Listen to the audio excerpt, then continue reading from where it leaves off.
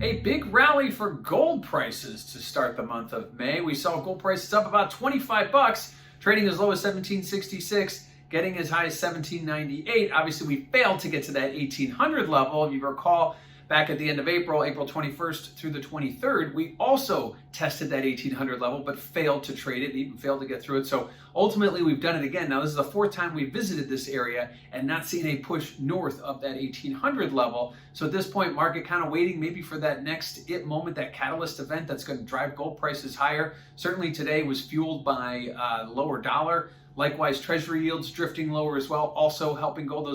The treasury yield component has been very much pressuring gold prices lower, as gold is a non-yielding instrument. But today we did see gold prices up big. And again, hitting key resistance there at that 1800 level, obviously needing something more to get us to push through. Maybe the Fed, maybe something on the economy, maybe equities, but ultimately we need something else to push us above 1800. This is the fourth time we've been up there in the last 2 weeks. And what does that mean for volatility? Well, check out that CVol index over at cmegroup.com. You'll notice that volatility continues to drift lower, despite the fact that prices have seen some upticks. And now, historically, higher prices means higher volatility, and lower prices, lower volatility. But we aren't seeing that. We're seeing lower volatility across the board. A lot of that probably due to the fact that the central banks continue and will continue for some time into the foreseeable future remain involved. Likewise, the dollar declining has seen some modest upticks, although nothing sustained. But at this point, gold continues to lose a lot of its demand due to higher treasury yields. Likewise, the cryptocurrency world, as we've talked about, also taking away from some of the allure.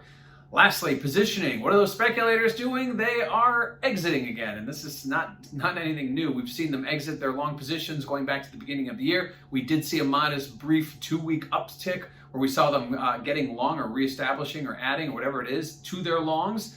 But over the last 2 weeks, we have seen them exiting again. So despite the fact that we did get a rally today, that wouldn't have been incorporated into those numbers. So it'll be interesting to see what the numbers look like when we incorporate today's rally. A $25 rally typically has some speculator involvement. Now, I would suspect that they are adding to their longs. But again, we won't get that positioning report today. We get that later on in the month. So gold prices open the month on a big move up towards 1800, but fail again to trade through.